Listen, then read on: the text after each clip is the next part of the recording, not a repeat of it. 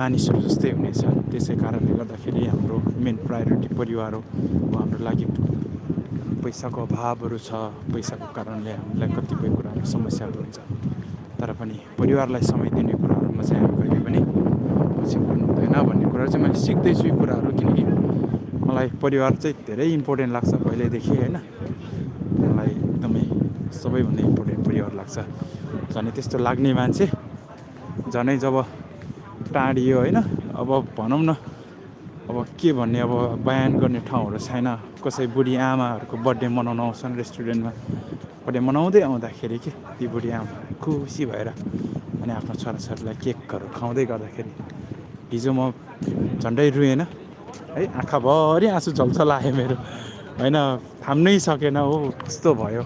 अनि आफ्नो आमाको पनि याद आउँदो रहेछ, स्पेसल्ली होइन, जन्मदिने आमा हो होइन। हुर्कायो बढायो, यहाँ अर्काको देशमा आइपुग्यौँ, यहाँसम्म आउनलाई कति आफ्नो परिवारले हेल्प गर्नुभयो। दाइ भाउजू मण्डली परिवार, बुवा मम्मी हरेकले आफ्नो क्षेत्रमा सपोर्ट गर्नुभयो। अनि त्यो देख्दै गर्दाखेरि होइन परमेश्वरको ग्रेस